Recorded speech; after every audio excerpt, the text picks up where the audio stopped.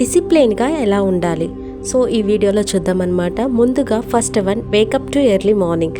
మనం early morning లేవటం వల్ల మనకి చాలా బెనిఫిట్స్ ఉన్నాయి. ఉదయాన్నే లేవటం వల్ల మన మెదడు చురుకుగా ఉంటుంది కనుక అప్పుడు లేస్తే మనం విజయాన్ని అందుకుంటాం కనుక so please first of all early to wake up. And second one, positivity. మన జీవితంలో చాలా పాజిటివ్గా ఉండాలి.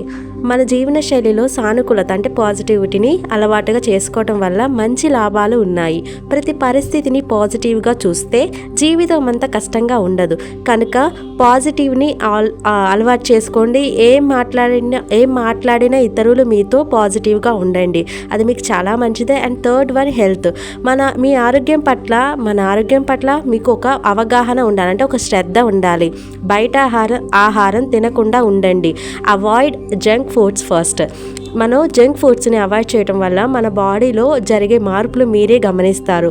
సో టైం టేబుల్ స్కెడ్యూల్ చేసుకొని పాటించండి. మీ ఆరోగ్యం బాగుంటేనే మీరు బాగుంటారు, ఏ పనినైనా చేయగలరని గుర్తుపెట్టుకోండి. And fourth one, do not respond. అంటే దేనికి రెస్పాండ్ అవ్వద్దంటే ప్రతిదానికి కాదు, కొన్నిటికి.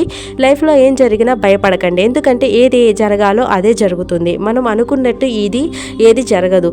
అలా అయితే అది జీవితం అవ్వదు కదా. కనుక రియాక్ట్ అవ్వకండి వీలైనంత వరకు, కొన్నిటికి. అలానే అన్నిటికీ కాదు, కొన్నిటి వరకు. And fifth one, patience and peace. మన జీవితంలో పేషెన్స్ అండ్ పీస్ చాలా ఇంపార్టెంట్. ఈ జీవితంలో ఓపిక చాలా ముఖ్యం. మీరు గెలుపు పొందాలి అంటే చాలా ఓపిక ఉండాలి, చాలా అంటే చాలా. అలాగే ప్రశాంతత ఉండాలి.